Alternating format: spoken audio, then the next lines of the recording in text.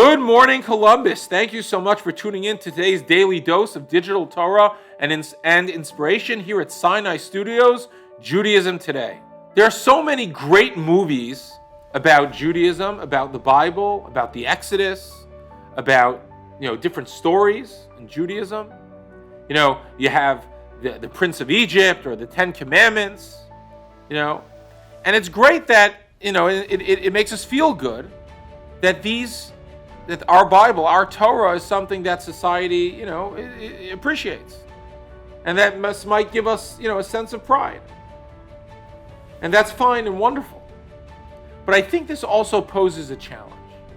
It poses a challenge because a lot of times we're left thinking about the Bible in the terms of movies or cinema, Bible stories, fairy tales. And that's not what the Bible's about. That's not what the Torah's about.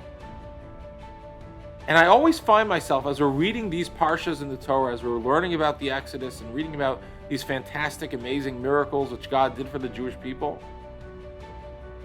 that it's on us to look at them anew each year. Because we have to sometimes shed the lenses of the movies, shed the lenses of fairy tales, books, and culture, and sort of try and dive down into what it's all about. And really this hits on another issue.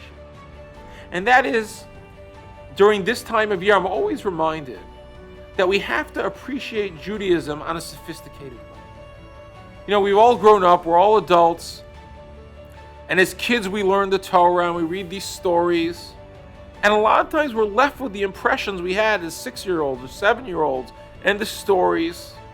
And sometimes it's hard for us to sort of take a step back and recalibrate and say, wait a second, if this is God's wisdom, if this is what has sustained the Jews throughout Jewish history, throughout all of the decades and millennia that we've experienced Jewish life, if these stories are things our ancestors were willing to give up their lives for, there has to be great depth. There has to be great meaning. And that has to provoke our thoughts and our intrigue. It has to intrigue us. So we say, wait a second. What is sophisticated about this? And I'll leave you with an example today, which I'm not going to answer. I'm going to leave it for you guys. Okay? Why is it that God brought these 10 plagues? Was it that God just ran, these were the 10 most creative things? Did he, take a poll on Google to find out exactly what would be the most, exciting plagues? Why frogs? Why blood? Why pestilence? Couldn't he come up with something different? Surely God is more creative than this, or could be. So what is the message behind these 10 plagues? And I'll add something. At Seder night, we say, Rabbi Yehuda hayanosen bahem simanim detzach adash be'achav. Rabbi Yehuda, the great Tana, took the 10 plagues and created a mnemonic. He took the first letter of each of the 10 plagues, and he took the Dam Tzfardei Akinim as one group, the first 3, second 3, last 4. And the mnemonic was Ditzach, Adash, Ve'achav. Is that so complicated? I mean, really, there's no better way to remember the 10 plagues other than these 3 groupings?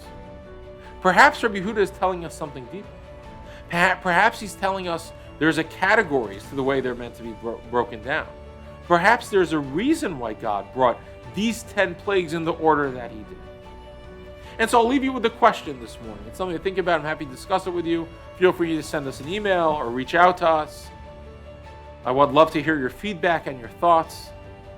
But the message I want to impart today is, let's take Judaism seriously. Let's take the Torah seriously. This is the most important book in all of world history.